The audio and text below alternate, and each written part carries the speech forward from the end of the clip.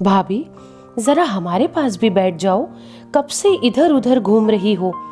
चारू अपनी भाभी को टोकते हुए बोली।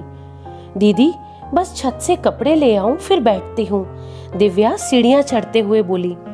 अरे ले आना कपड़े, कौन से भागे जा रहे हैं।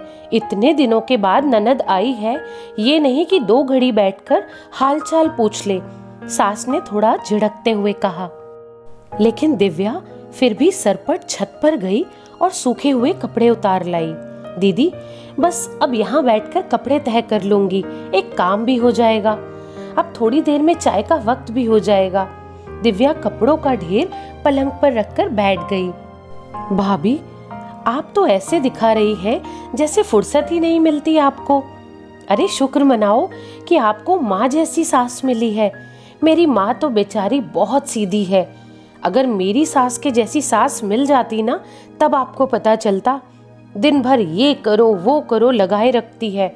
मजाल जो 2 घड़ी आराम कर लूं। चारू मुंह बनाते हुए बोली। ननद की बात पर दिव्या सिर्फ मुस्कुरा दी। तभी दिव्या के फोन की रिंग बजी तो दिव्या ने देखा उसकी माँ का फोन था।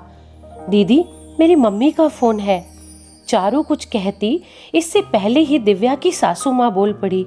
अरे अपनी माँ से तो फिर बात कर लेना, पता नहीं रोज रोज क्या बातें होती हैं। 2 घड़ी ननद के पास बैठने के लिए क्या कह दिया तो बहाने तैयार रहते हैं इसके पास। सास की बात सुनकर दिव्या ने फोन काट दिया। फिर अपनी सास से बोली, माँ जी, 1 हफ्ते से मैंने माँ से बात नहीं की है। माँ है ना, दिल ही नहीं मानता। कोई बात नहीं, मैं फिर कभी बात कर लूंगी।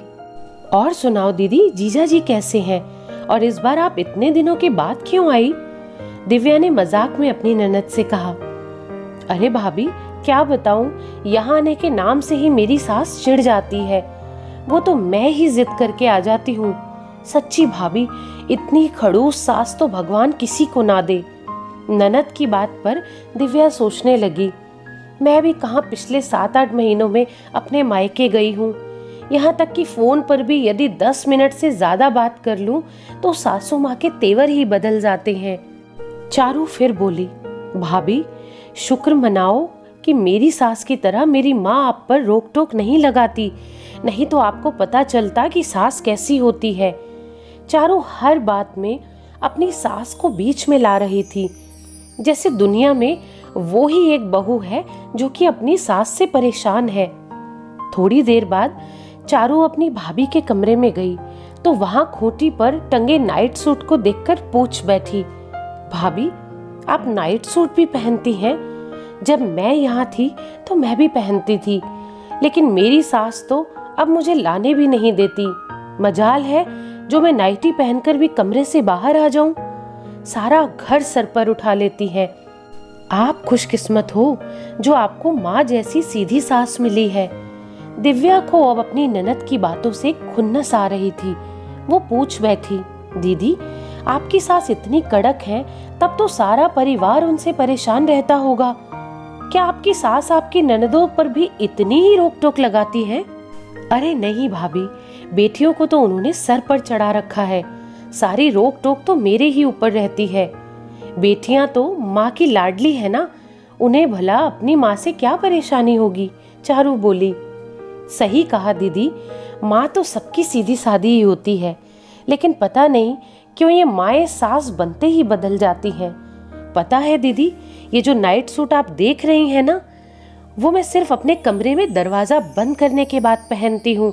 और आप जो कहती हैं ना कि मैं आपके पास बैठ क्यों नहीं रही थी, यदि घर में कोई भी आता है तो माँ जी मुझे वहाँ बैठने नहीं देती, और ना ही मेरे सामने घर परिवार की कोई बात करती है। कहती हैं कि बहुओं को घर के भेद देने से बात घर के बाहर चली जाती है। जब कभी मायके जाने की बात मैं कहती हूँ तो कोई ना कोई बहाना बना देती हैं।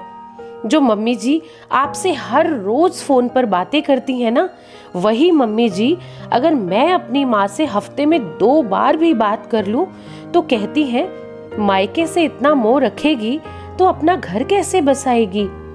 सच बताऊं तो दीदी, आपकी माँ सचमुच बहुत सीधी है, लेकिन मेरी तो वो सास ही है ना। और इसमें कोई नई बात नहीं है दीदी, क्योंकि सास बनने के बाद बहू को नियमों से बांध कर रखना शायद वो अपनी जिम्मेदारी समझती हैं, और ये बात शायद मेरी माँ पर भी लागू होती है। चारू निशब्द सी अपनी भाभी की बात सुन रही थी। उसे यकीन ही नहीं हो रहा था कि उसकी सीधी माँ सचमुच सास बनकर इतना बदल गई है, लेकिन उसे आभास जरूर हो रहा था कि भाभी ठीक ही कह रही है। जो सास उसके लिए कड़क मिजाज है, उसकी ननदों के लिए तो वो ममतामयी माँ ही है ना। सच में एक माँ जिस तरह अपने बच्चों की नादानी और कमजोरियों पर पर्दा डालती है, एक सास नहीं डाल सकती। आप सही बोल रही हैं भाभी, सच में माँ तो सबकी सीधी सादी ही होती है, लेकिन सास तो सास ही होती है। अब मैं आपसे ये कभी नहीं कहूंगी कि आप खुशकिस्मत हो। नहीं दीदी, खुशकिस्मत तो मैं हूँ जो मुझे आप जैसी प्यारी ननद मिली है, और सच पूछो तो मुझे माँ जी से भी कोई शिकायत नहीं है, क्योंकि सास बहू का रिश्ता ही ऐसा खट्टा मीठा होता है। अपना घर परिवार किसी पराए घर से आई लड़की को सौंपना इतना आसान थोड़ी ही होता है। दिव्या चारू को बाहों में भरते हुए बोली तो चारू भी हंस पड़ी।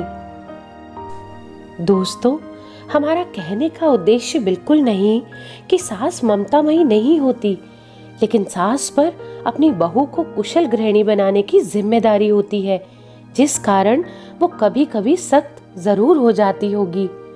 तो इस कहानी के बारे में आपकी क्या राय है, कमेंट करके ज़रूर बताइएगा। और ये कहानी अगर आपको पसंद आई हो तो प्लीज़ लाइक ज़रूर कीजिएगा, और ऐसी ही दिल को छू लेने वाली और प्रेरणादायक कहानियाँ सुनने के लिए इस चैनल को सब्सक्राइब करें। धन्यवाद।